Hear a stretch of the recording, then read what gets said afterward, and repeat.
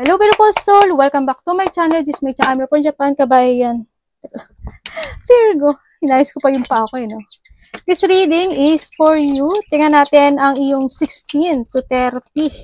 Okay? Tuloy na natin ang ating, 1 to 50 lang sabi sa inyong open portal, di ba?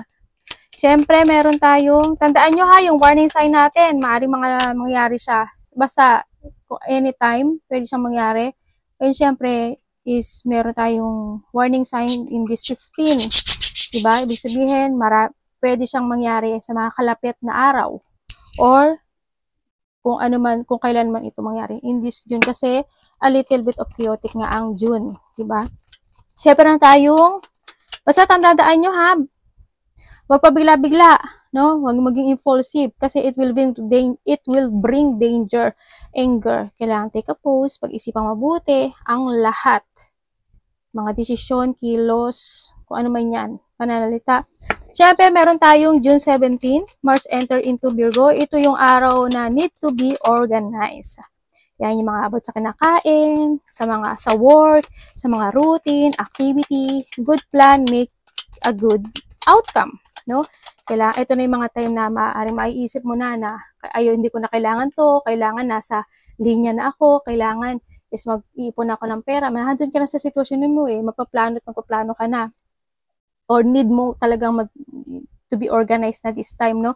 Sa nakita ko sa'yo. And meron tayong June 20. Yan, ito yung summer solstice. Mga new emotion cycle begin. May mga bagay na like mo lang umpisahan. Yan, magcha-channeling ka na, no? I-channel mo na yung sarili mo, yung energy mo, magsisetting ka ng mga new intention, ng like sa family mo, sa relationship, or magsiset ka in intention into your life. Grabe to, too much concern with the sexual. Sino yun? May Galileo. Okay, meron tayong June 24, Mars in Virgo, sextile Jupiter in Cancer. Take it action, ha? Ito na yung mga tayo na kailangan mo na mag-action at pagwagian ito. Pilitin mo pagwagian na ang mga bagay na like mong pagwagian. Kumbaga, lot meet effort. Ganyan. Kapag may mga opportunity na darating, mag-go ka. Say yes on this day. No? Kasi, mapagwawagian mo yun. Siyempre, we have the 25 of June, the new moon in Cancer. Ito yung new moon is a fresh start for healing. Kung may mga natitira pang di pa nare-resolve o hindi pa nag-heal, cut the cord, let go, leave behind, and clear the space para pumasok ang mga bagong parating na biyaya sa iyo. We have the 26 of June, Mercury enter to a Leo. Ito na naman tayo. Diba? Ito yung pagiging totoo mo Magiging totoo ka this time. Yung pagiging bold mo. Siguro when it comes sa pananalita mo, sa communication, ito yung time na magkakaroon ka ng lakas ng loob na sabihin nyo toong nararamdaman mo. Gawin mo yung tama. Okay lang na maging bold ka, pero gawin mo yung tama. Speak the truth in a nice way. Diba? In a loving way. In a passionate way. Kumbaga, avoid chaos. Diba? Kailangan lahat, lahat pag-isipan mo talaga. Hindi yung, kasi galit ka, hindi mo na napag-isipan. Yung sasabihin mo, diba? O yung decision mo, yung bibigkasin mo. Tandaan mo, if the emotions is high, intelligence is low. Nakakabobo. Diba? Mag-take a pause ka. Pag-isipan mo, oops. Tapos halimbawa, may naggalit sa'yo. Tingnan mo lang muna siya. Hayaan mo muna siya magsalita. Tapos, i-read mo yung mind niya. Ito tao na to, ganito to. Kailangan in a nice way, sabihin ko sa kanya para mag-calm siya. Yung mga ganong sitwasyon. Alam niyo naman ang paano nyo na gawin yun. And we have that 29 of June, Mercury in Leo.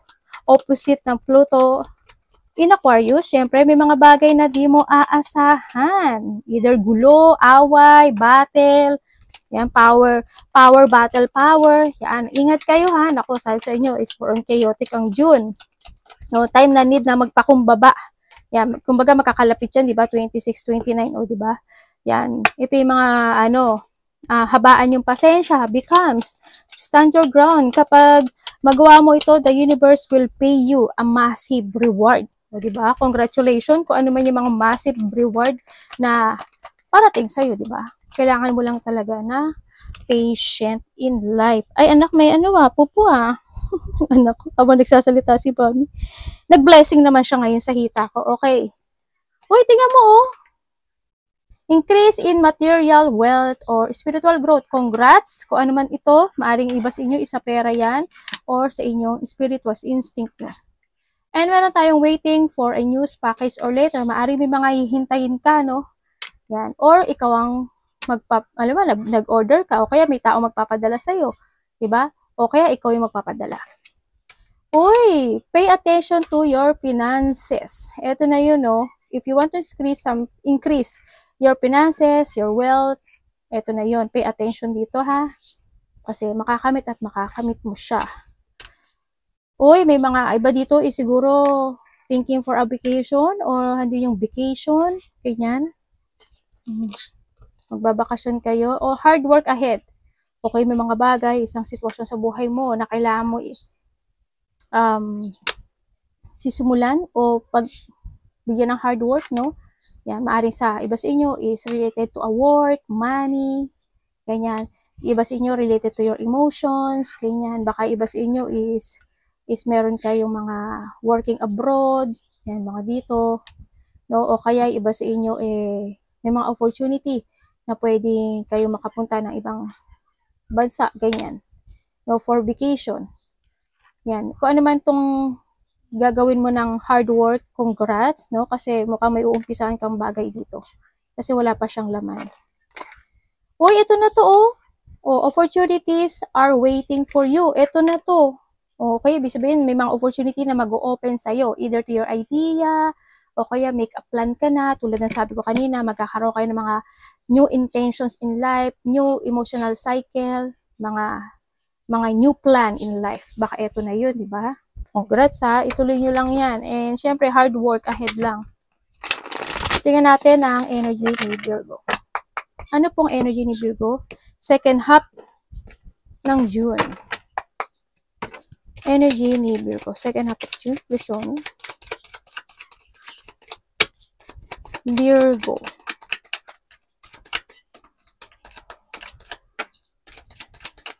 Wala kaya tang energy. Oh my God, Leo. Ano yan? Bakit 3 of Swords? Tingnan natin. Universe and we have the High Priestess.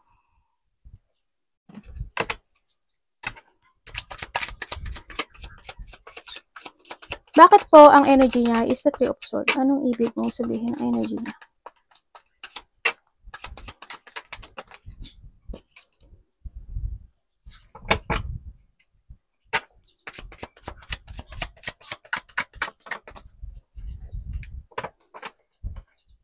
You have the Queen of Swords. Okay, ang energy mo and the Hangman.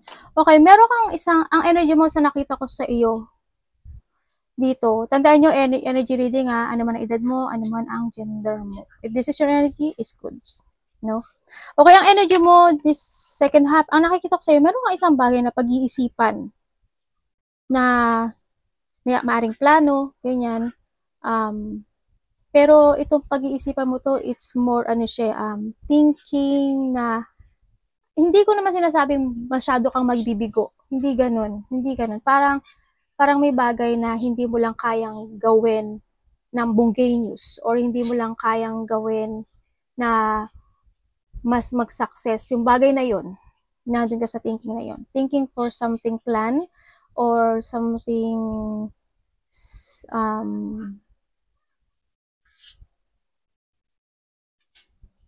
medyo lungkot, no? Siguro disappointment sa iba. Yan, maaari magkakaroon ka ng disappointment, ganyan. Kumbaga, dito yung sitwasyon na gusto mo na mag-growth yung bagay na yun, in that plan, pero medyo na-disappoint ka kasi hindi siya ganun ka successful yung bagay na yun. Maaring andito si hard work, maaring may gusto kang, you want to give something hard work in that situation, kaso disappoint ka kasi hindi siya ganun na alam mo mag-growth, ganyan. So, nakita ko dito. Kumaga may mga sitwasyon na painful sa'yo. May mga sitwasyon na feeling mo it's hopeless, feeling mo na o kaya maaring konting lungkot lang o kaya malilito ka, Yan, makakaramdam ka lang ng unhappiness situation, ganyan. Sa nakita ko dito. Yun ang nakita kong energy mo dito. Mga emotions lang siya, emotions. No? Siyempre, hindi ko naman sinasabi na merong kang makikipag-away. Kasi sana walang away. Diba? Sana walang gulo. Diba? Sana walang mga malaking intense. Pero ang nakikita ko dito, siguro, thinking for something, the fact situation. Ano bang pwede ko example dun? Halimbawa, meron akong gustong gawin na opportunity. Diba? Gusto ko magbakasyon. Pero yung pagbakasyon na yun, medyo nalulungkot ako kasi maaring gusto ko magbakasyon papuntang Japan pero because of the lack of money, hindi ko kaya yun. Diba? Kumbaga hindi yung opportunity na yun. Ibig sabihin, magkakaroon ka ng mga new plan or need mo ng strategy to think. Diba? Okay, ibig sabihin, yung hard work na bibigyan mo na yun, medyo na-disappoint ka. Kaya maaring mag-isip ka pa ng another way. Maaring malilito ka. Okay, Japan. Okay, Hong Kong na lang. Okay, ganito na lang. Example ko lang yun, ha? Baka sabihin nyo, ate, yun ba yun? Example ko lang yun. Parang may mga i-filter ka na situation in life. Yeah, may mga pag-iisipan ka ng mga sitwasyon na this is the fact. Ito yung dapat. Ito yung dapat ikat. Ito yung hindi dapat. Yung mga ganong sitwasyon. Tingnan natin. Anong obstacle ni Virgo Universe? The second half. Anong obstacle na pagdadaanan niya? Or balakid? Virgo, anong balakid sa kanya? Ayan na. Ayan na nga, yung balakid. The world. Ba? May vacation niya iba. Balakid. Ano po ito, universe? Explain niyo pa sa akin.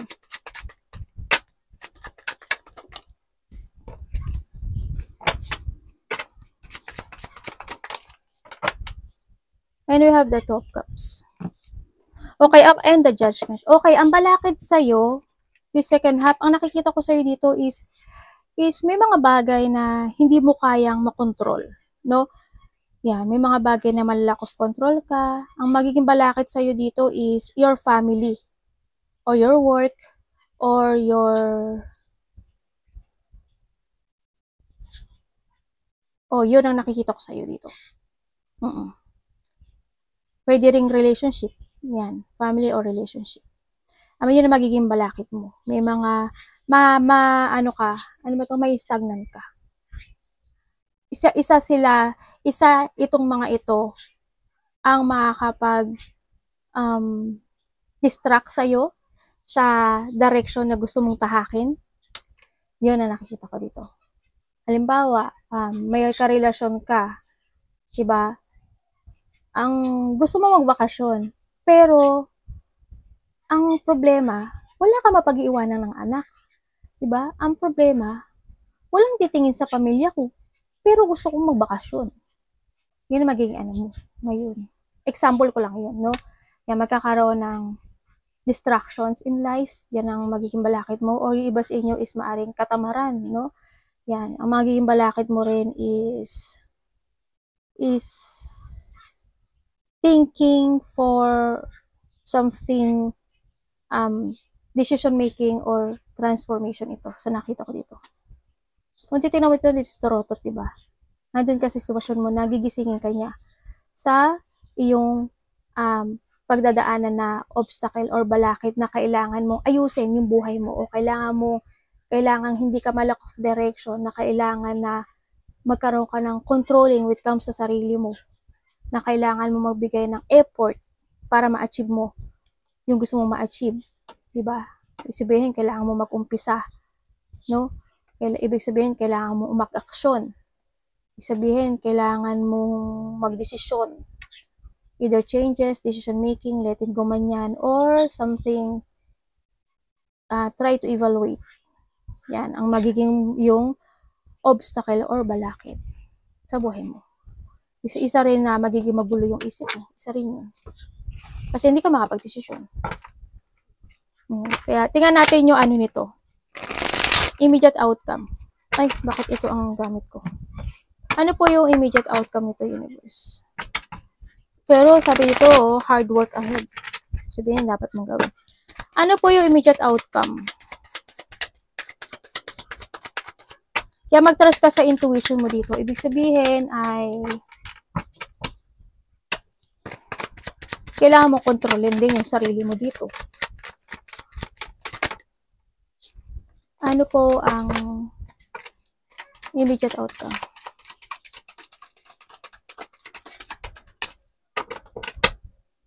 The Strange. Sabi ko na nga din. Nasa utak ko lang yan. Nasa utak ko lang siya pero lumabas siya. Tingnan natin. Ang immediate outcome,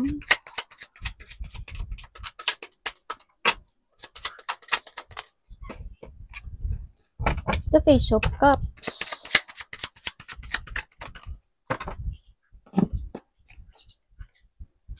Okay. Ang immediate outcome nito is ano nakikita ko dito, kung lalakasan mo yung loob mo dito at magpo-focus ka sa sarili mo to create yourself in a new you, at may mga bagay na syempre dito is wag mo din dayain yung sarili mo. Syempre sinasabi dito na pahalagan mo yung sarili mo, di ba? Dito if you focus, ang nakikita ko dito magiging okay ka naman Yun nga lang, may mga bagay lang na kailangan mo talagang desisyonan this time. Dito, we have the Page of Cups and ano kasi, ibig sabihin is needing to getting away with something in your life. Ganyan. Ako nakikita dito. Kung may mga bagay na ito yung obstacle mo, kailangan mo rin kasi you need to speak out, alam mo, dito. Para magkaroon ka ng positive outcome dito. No? You need to speak out sa kanila o sa mga balakid mo. Yun. Ibig sabihin, kailangan mo rin humili ng tulong, magsalita ka, para makatulungan ka rin nila. Kumbaga, don't hide your feelings. Don't hide mo yung sarili mo. Diba? Kailangan mong mag-present or mag-focus din sa kanila na sabihin mo yung nararamdaman mo. Kasi, the outcome, magiging maganda siya. The outcome. Kasi maiintindihan ka nila. Maiintindihan ka nila. Kailangan mo lang din talaga magsalita dito. Yes, mag-success ka. Tingnan natin ang parating sa'yo. Ano pong parating kay Virgo?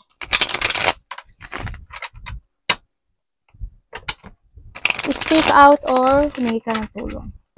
Ng suporta. Anong parating kay Virgo Universe?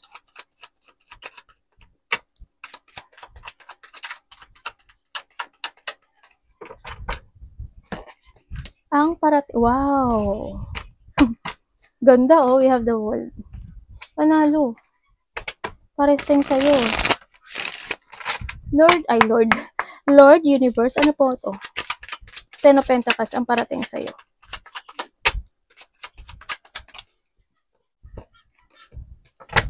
The King of Wands. Taurus, Virgo, Capricorn, Aries, Leo, Sagittarius. Okay, ang parating sa'yo, maaring makakatanggap ka ng suporta. We have the 10 and 10, Maaring and we have the Queen of Cups. Okay, maaring makakatanggap ka ng isang suporta sa isang tao na Aries, Leo, Sagittarius, Taurus, Virgo, Capricorn. Ganyan. Also, meron tayong Taurus, Leo, Aquarius, and Virgo. Yan. Na maaring sa iba sa inyo, itong taon na to is nasa ibang bansa, nasa ibang lugar, isang probinsya, mga ganyan. Yan, makaka-receive ka daw sa kanya ng suporta dito. Or maaring makaka-receive ka ng mga something valuable things, ng mga ikakasiya mo, ganyan, ng pera, kung ano man yan. Yun ang nakikita ko sa iyo. And syempre, ang parating sa'yo, exciting situation. Yan, may mga parating sa'yo, ma-excite ka. May mga parating sa'yo na ikakasaya mo at hindi lang ikaw, ikakasaya din ng pamilya mo. No? Kasama yung pamilya mo. Ito. Yun ang parating sa'yo. Blessing. Kumbaga, this a blessing in disguise from the universe. Yan. Sa nakita ko dito. May mga blessings na darating, may mga material success sa iba, wealth, prosperity, happy, healthy relationship, ganyan. Family man yan, kasama sa trabaho man yan, or karelasyon.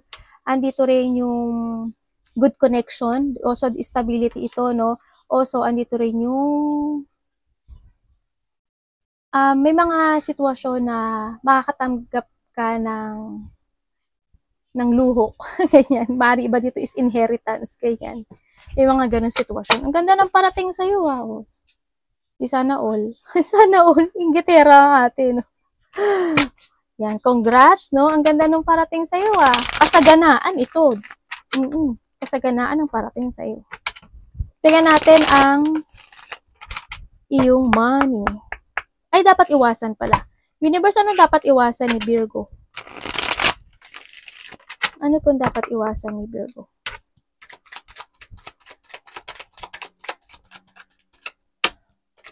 Dapat mong iwasan ni Virgo.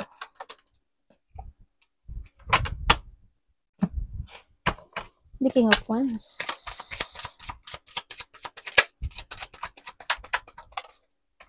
Parang relate ka ba kay Leo? Kasi puro Leo yung lumalabas sa akin eh. Dapat niyang iwasan. Okay, dapat mong iwasan. Teka lang, iunat ko pa ako. Okay, iwasan mo yung mapanghinaan ka ng loob. No, iwasan mo yung mga situation na ulitin yung mga nakaraan o mga natapos na. Iwasan mo din yung ma-unfocus ka. Iwasan mo na siyempre, yung itago rin yung sarili mo. Hindi ko naman sinasabing maging showy ka. Diba? Kumbaga, iwasan mo yung hindi mo i-express yung feelings mo tulad ng nahandito kanina sa unahan. You need to express your feelings din kasi dito sa nakita ko. Iwasan mo rin ang hindi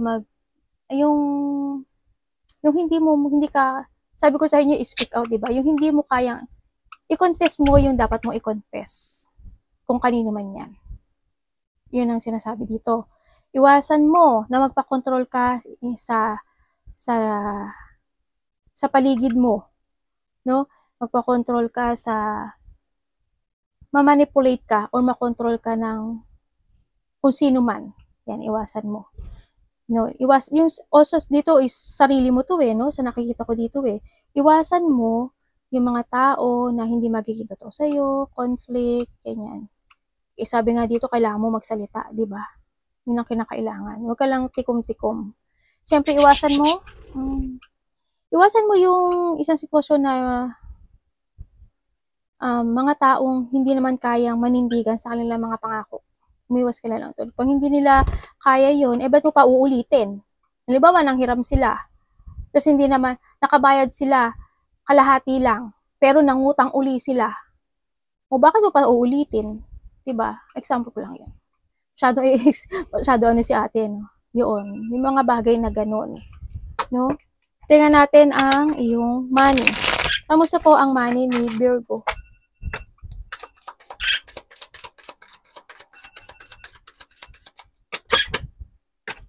Iwasan mo yung hindi ka rin maging totoo sa sarili, ha?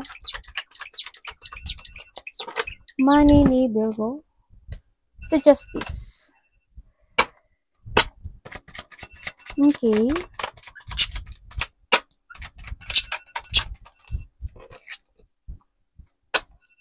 Okay, when it comes sa money mo, ano ba yan?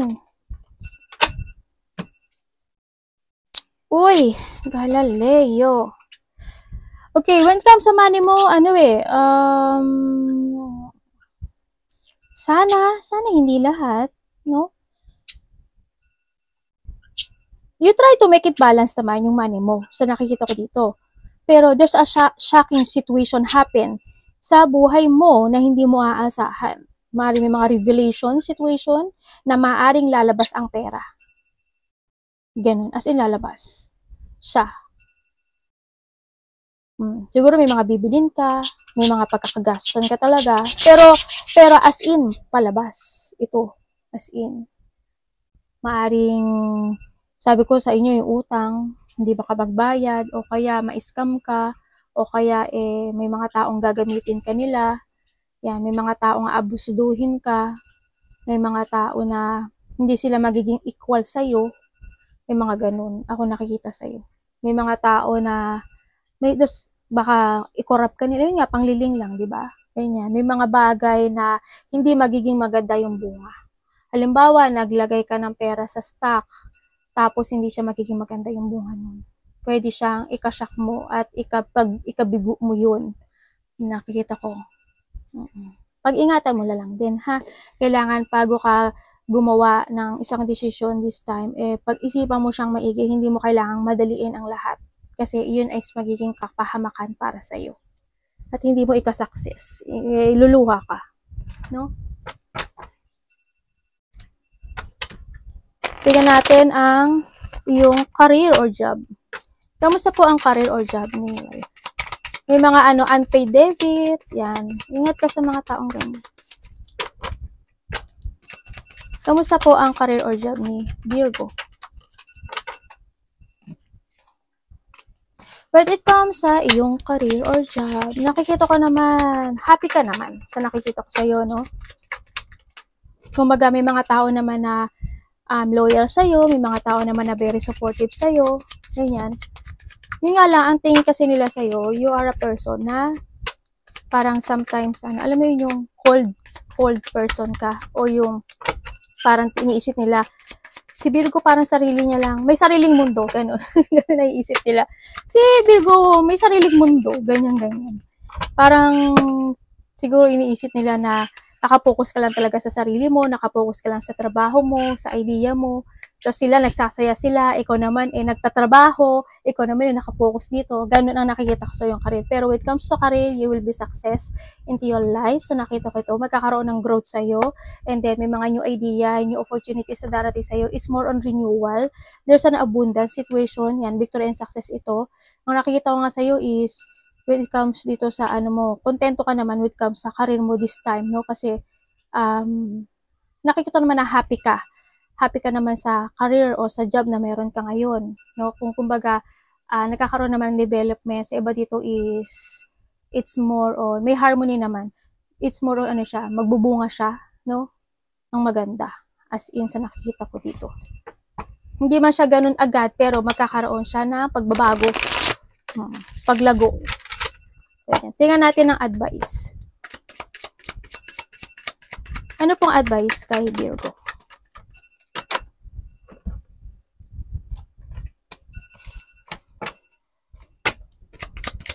Okay.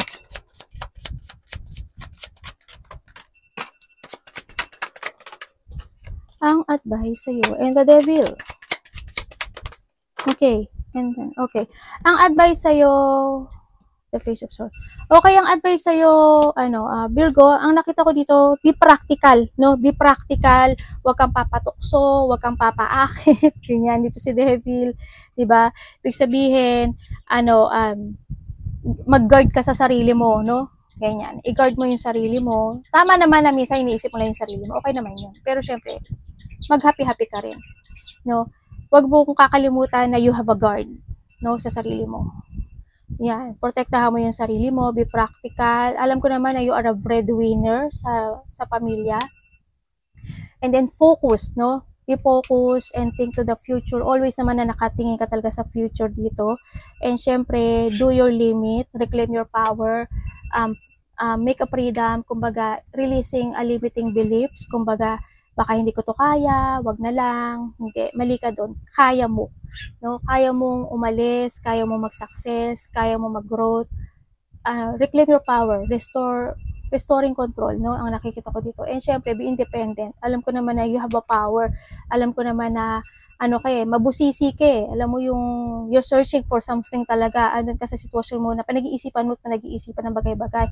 Hanggat hindi mo natututunan at hindi mo na pag-aaralan yung bagay, hindi ka magdidesisyon.